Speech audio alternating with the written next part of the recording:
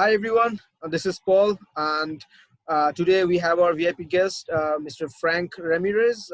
He is the VP of Product Management of Vet Frenzy. So, first of all, I would like to welcome you, sir, and thank you for giving us your valuable time. So, Frank, if you just go ahead and tell me something about yourself and your company. Yeah, I've been basically in the technology industry for over 20 years. Worked at some pretty big companies, companies like Microsoft and T-Mobile. And also I've worked as an entrepreneur and consultant. So I have a pretty varied background and unique sort of perspective on the challenges that we have today. In terms of Vote Frenzy, we have a product that is basically an engagement suite. It's a mobile SaaS, if you know the term SaaS, software as a service suite, that basically provides a new engagement model between companies and either their employees or consumers. Okay, great. So a little bit of myself. My name is Paul. I have been working in Xfinity Solution for about 3 years now, but I have about 10 years of working experience in different sectors of different industries. And a little bit about Xfinity Solution. Xfinity Solution is an IT and ITES service provider, and we do also provide service like remote executive assistant service to different organizations in US and all over the world. Some are there in Europe as well. So, and this survey, let me tell you something about the objectives of this survey. Uh, we have been interviewing business owners and professionals across industries to understand how they are, through their leadership skills, actually combating this situation, and what is their future prediction on the economy. What are the strategies which the business houses and government should implement to recover uh, from this downturn. So these are the findings which we might be looking for from this survey. And once the survey is over, we will be uh, uh, will be the survey will be making a report, and the survey report will be circulated among all the interviewees, so you people, everybody, whoever has interviewed, can understand what others are thinking, and they can have a we can fight the situation together. So this is the objective of the survey basically. So let me start with the survey. I'll be asking you a few questions. So if you're ready, I'll go ahead and ask the questions. Sure, absolutely. Go right ahead. Great. So my first question would be, have you ever faced this sort of a situation in your lifetime? Well, I don't think anybody really has, unless you happen to be over 100 years old and were around during the Spanish flu. So, yeah, no, I mean, it's a very unique scenario. But we're continually faced with disruption, and especially in the technology industry. And so we remake ourselves pretty quickly. And I think you're seeing that already. So it hasn't been an issue of a pandemic, but most certainly I've seen seismic changes that have occurred in technology that have reflected in changing the lifestyles of people. So. Okay, great. Okay, so now my next question would be: is your business seriously affected by this pandemic? Yeah, I think it is. I mean, essentially, our business is started out as a mobile polling service, and we take advantage of a lot of mobile technology, including things like geofencing, to provide value. So we allow, for example, the creation of polls that are constrained to a specific geographic area.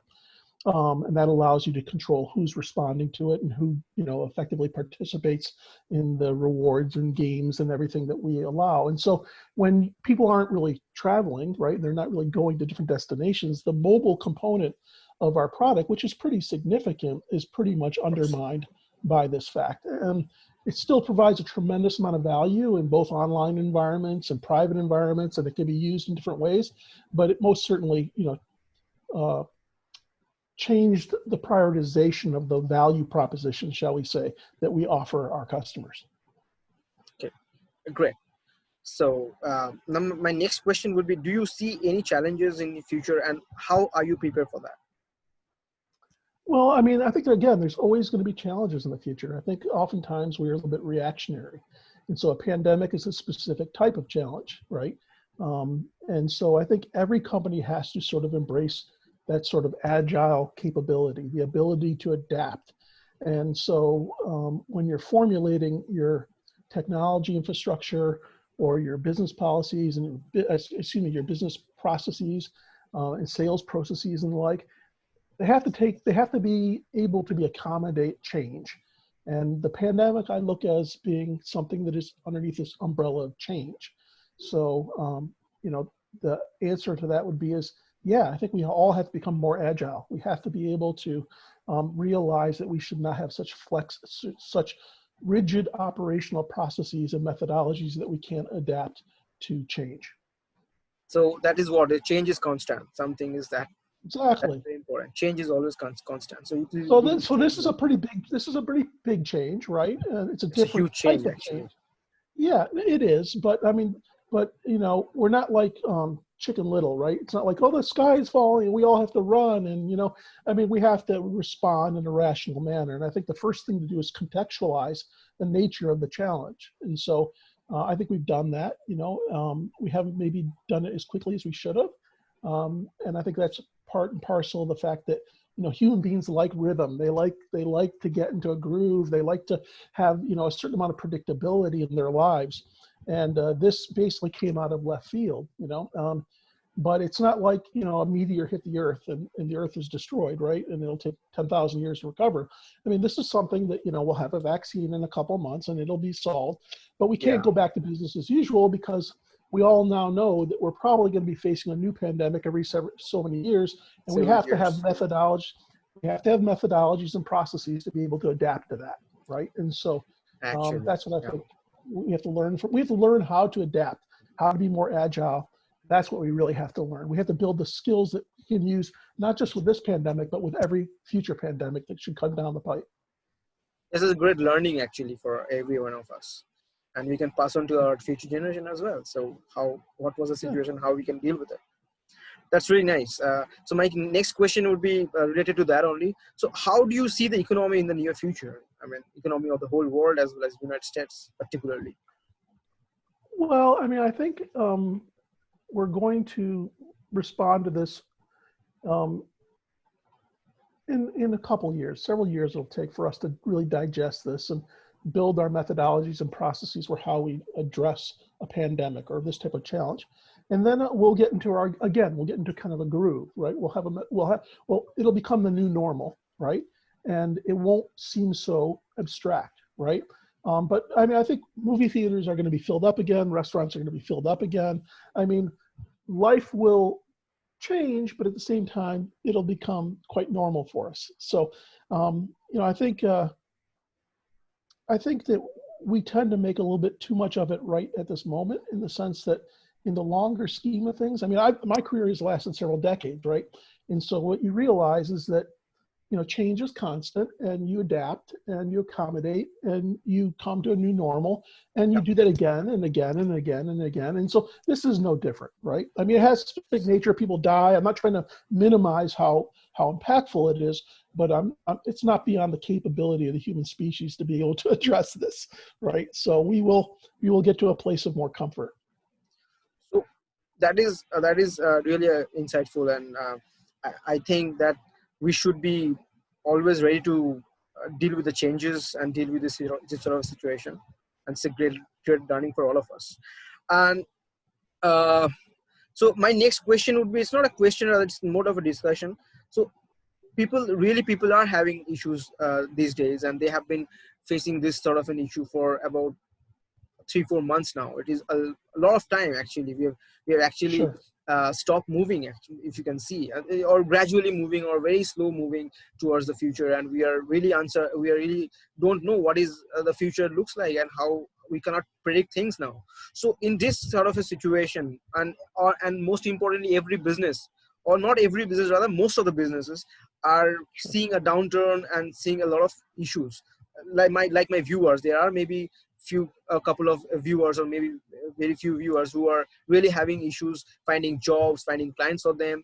So in what are the areas your company or you can help them out? And can you just explain it? Yeah, I mean, first of all, again, I wouldn't catastrophize. I think if you're in if you approach a challenge from a bad perspective, then your results aren't going to be so great. So I would first of all, again, encourage optimism, and things will be fine, right? On the short term, you do have to address those problems. And so our company does some very specific things, right? And so, for example, I'll take an example of retailers. So retailers, they need to have people come back to their stores, and they have to provide incentive and motivation for people to come back to those stores. And so with our solution that we deliver, right, we enable them to create a digital value proposition so that when people come back to their stores, they receive a reward for doing so. And so, in our platform, you take a retailer, that retailer wants someone to come to their store, so they create a game, a mobile game on our platform of, let's say, 20 questions. And the people answer those questions, and they get discounts for answering those questions, and they get for discounts for things inside the store. But the discounts that they receive through our platform are going to be better than discounts that they get in other places. And therefore, there's added incentive for them to actually leave their residence and go physically to that store, because that's the only way that they can realize those promotions, right? And so we're helping retailers bring people back, right? Bring people back.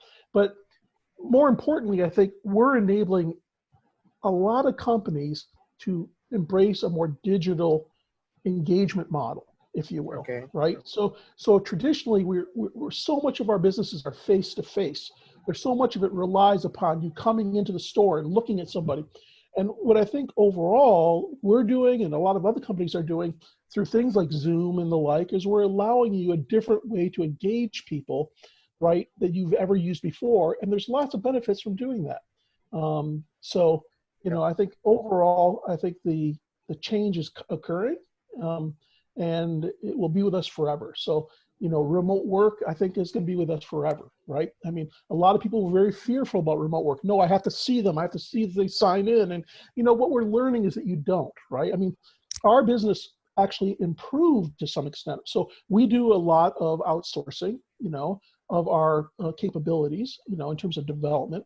And what we found out is that our remote workforce is actually more productive, because they're not spending all that time in traffic, right? They're not spending an hour or 2 hours commuting to their job and then 2 hours back. They're literally sitting at home, and they may be in their pajamas, or they may be, in a more casual environment, but they've just simply got more time to work. Actually, the productivity increases, obviously. Yeah. So but nobody would have expected that, right? It's like, exactly. Oh no, if you work at home, you're not going to do anything. You're going to be like playing video games all day.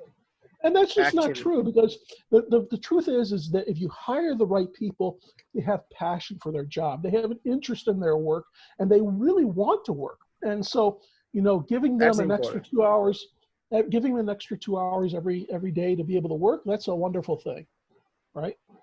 So hiring the right people is important rather than the situation. So but to be clear, the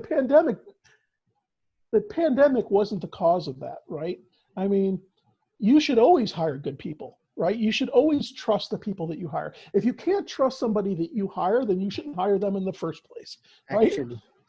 So, but go ahead. I'm sorry. I didn't mean to. No, that's okay. That's okay. That's really insightful, and that's really helpful. So my next statement is actually related to that only. So it is great that you have already raised the topic. So a study says that keeping a remote executive assistant during this testing time can save your time and money, and can help you grow your business faster than ever. It is like, hiring a team at a price of a single employee. So remote assistant means the assistants who are, remote means it can be out of the United States and the place like India, Philippines, and they are pretty, they are very, kind of compatible, and they are very good at their work. At the same time, they are very affordable for the people who are in US. So do you really agree on that?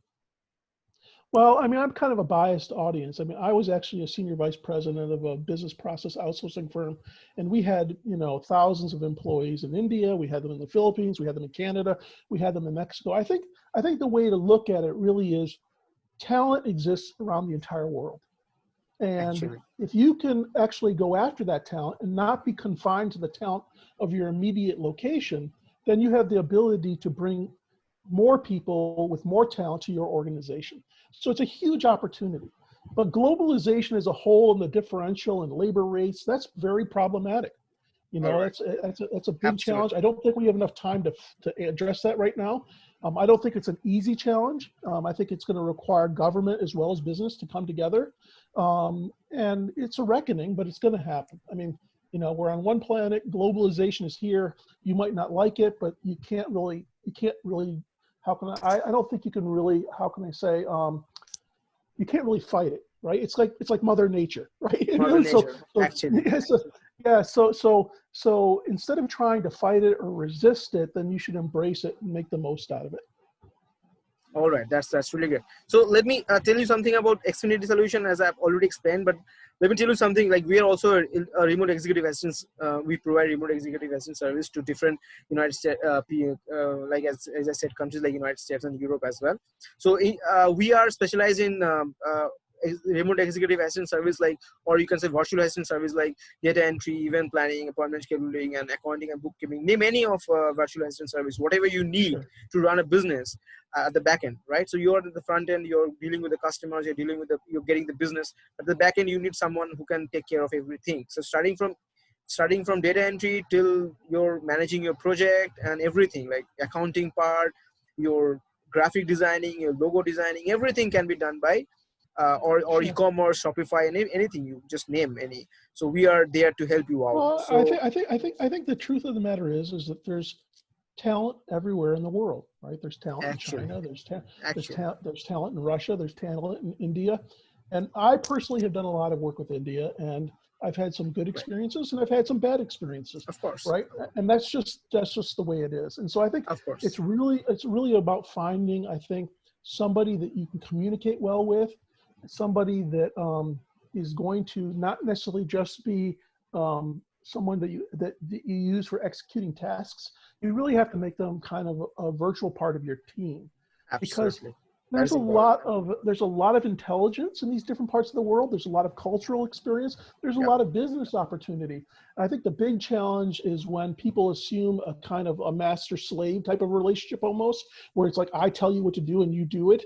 I mean, that type of I think approach to outsourcing is, I think, not helpful. And I think you're doing yourself a disservice, because there's a lot of wonderful beauty in the cultures of the world, you know, and we need to embrace them. And I think India has to look at what's good in the United States. The United States has to look at what's good in India. And hopefully we become better because of that, right? of And it's course, not, of again, it's course. not just it's not the United States and India. It's everything. It's like the United States and Canada, or, you know, India and Canada. I think we have to realize again that we're a global entity. Networks make it possible for us to interact in rich ways with each other, and we should embrace that and not run away from it. Great, great. So yeah, because and one what I believe in that if you're hiring a freelancer from outside, or from India, or any, if you're outsourcing your work to a freelancer, or if you're outsourcing your work to a company at the same price of a freelancer, I think if you're outsourcing it to the company, then you can rest assured that the work can be done, because a freelancer is always a freelancer. So if you're getting someone who can, get you the work, if it is a company at the same price of a freelancer, then he's always better. Yeah, but I So think it's a professional. Yeah. well, I mean, again, I think that's up to the individual. I think there are most certainly cases where you can hire a freelancer who is a responsible person, who's got great ethics, I mean, and they're the best thing for you. And there's times when you need the assurances of a larger organization and the support, so that if, for example, in the middle of a job, your freelancer passes away or gets hit by a bus, you're out of luck, right? But if you have a very Actually, large company, they have many other people that can fulfill that role. And they have actually laws that require them to stay in those roles. So there's a certain degree of predictability, but you pay for that right. predictability, right? That's an Actually, additional cost. And so, I mean, I think what happens is that you end up with vendors that try and be too simplistic in their positioning. They say freelancers bad, big company good. That's not the case. It really isn't the case. You have to match your needs to the resources that are available to you. In some yeah, cases, all right, yeah, if you're a startup and you just don't have the money to hire the big firm, then you have to go with a freelancer because you just don't have the money. But if you're more actually, successful and you have a more established base, you may say, hey, I'm willing to give up a little bit more margin to have that predictability. So I think we just need to be smart enough to recognize the trade-offs and then make informed decisions. Some cases, a freelancer is the best thing. In some cases, a big company is the Hiring best thing. company, yeah, correct. Exactly. So let's just be honest with ourselves and talk about the fact that, yes, I offer this additional value. And because I offer this additional value, I'm charging you more money, right? That's the way it works. You don't get extra value with less money typically, right? And if it does come across that way, if it does, then there's something else going on, right? Because there is no free lunch, right? So there's always something going on. There's always value being exchanged. If you don't understand that value, like for example, you go to Facebook and you use Facebook and you think it's free. It's not free. If it was free, if it was free, then Facebook wouldn't exist because they wouldn't be able to pay their employees. Somehow Facebook is making money. And what they're really doing is they're selling the commercial buying power of their audience to a lot of different companies. We call that advertising.